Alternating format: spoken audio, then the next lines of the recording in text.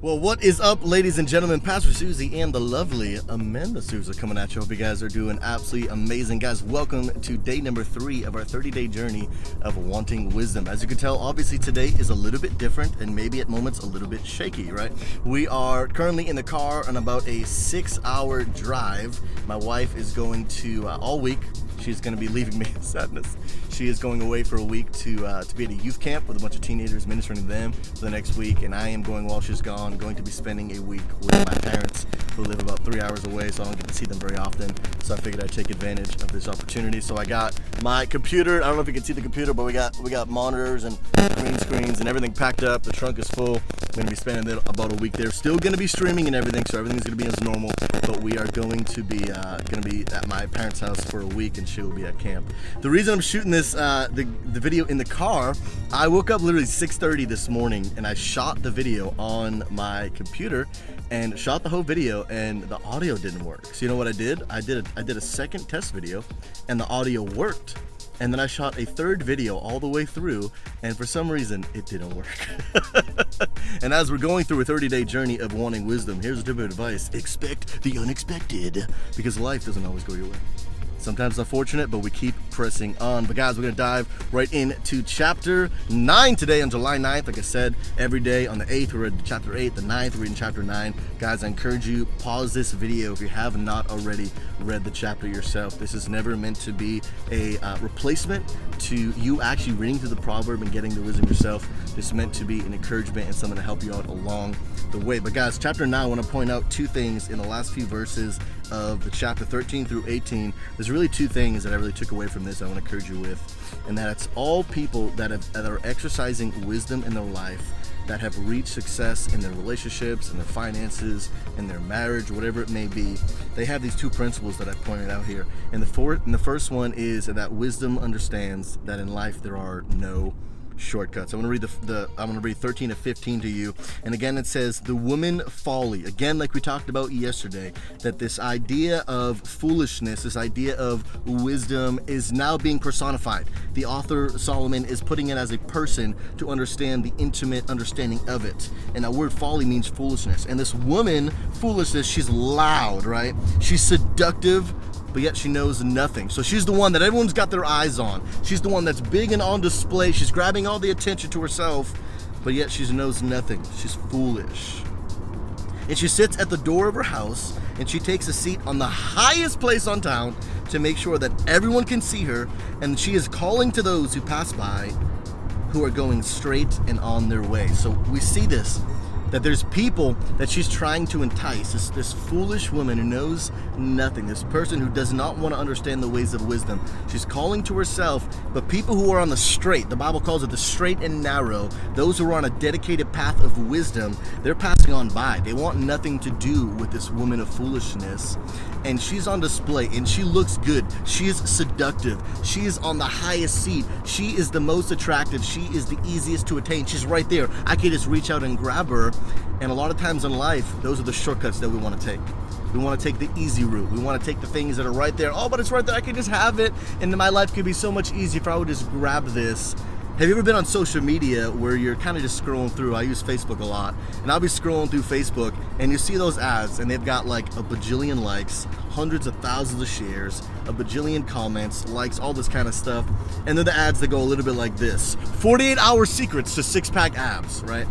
And everybody wants the shortcut. Everybody wants the easy route. But I gotta tell you, the only people who can manage to get a six-pack abs in 48 hours are people that already have six-pack abs. Because when it comes to that kind of thing, there's no shortcuts. There's no secret recipe that you're gonna do to achieve something that requires hard work. Because here's a video that would have absolutely no likes. Here would be the title: there are no shortcuts. It's called hard work. Nobody would watch that video.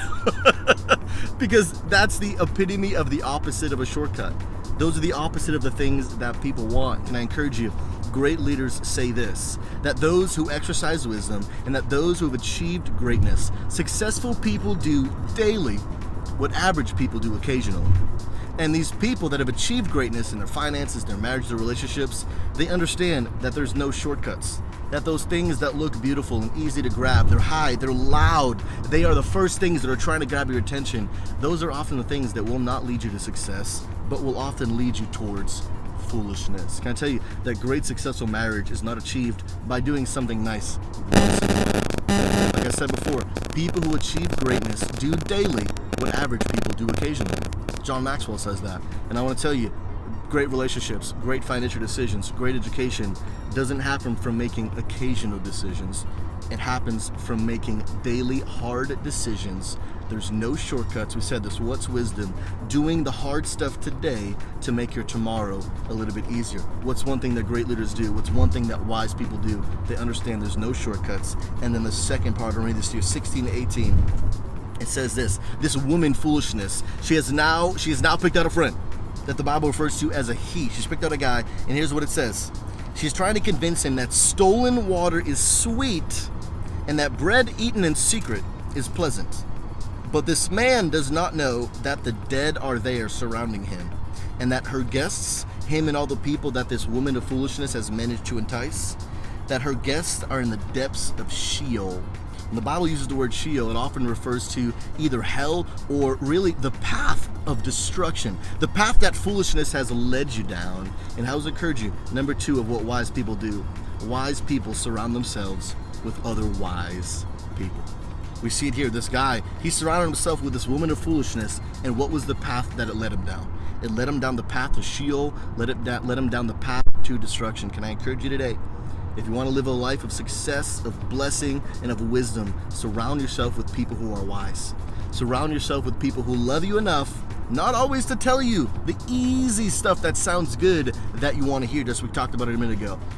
Surround yourself with people that care about you enough to challenge you, to tell you maybe when you've got some room for improvement. Let me tell you, I've got room for improvement. My wife has room for improvement. The people that I surround myself with are not afraid to tell me when I'm wrong. And I listen to them. Why? Because like it says, even in the earlier chapter, he who is wise takes instruction. I think it's verse 10 right here. He who is wise takes instruction, and what happens? He becomes even more wise. But he who surrounds himself with friends who aren't willing to love him, he who surrounds himself with people who are foolish will end up being foolish. It's a very, very wise saying that you've probably heard many times. Tell me who your friends are, and I'll tell you who you are. What are 2 things that wise people who are living a successful life, what do? They understand there are no shortcuts, and they also understand that in life, if you want to be wise, surround yourself with people that are wise. Surround yourself with people that you want to be more like. Guys, I love you so much. Hope this video has encouraged you. Saying a goodbye from me and the good old wife, Amanda. I'm going to be seeing you guys on stream this week. I love you guys so much. Also, guys, let me know in the comments. I'm going to put this over some gameplay that I shot. I had a great game of Halo yesterday. Figured I'd show that to you guys. Let me know. Do you guys like the gameplay in the background, or do you guys want to go back to just a normal full screen? Let me know in the comments. Whatever you guys like, I'll do best. Want to make these videos the best I can for you. But guys, from me and Amanda, we love you guys so much. We'll see you guys again tomorrow for day 4 of Wanting Wisdom. God bless, guys. Take care.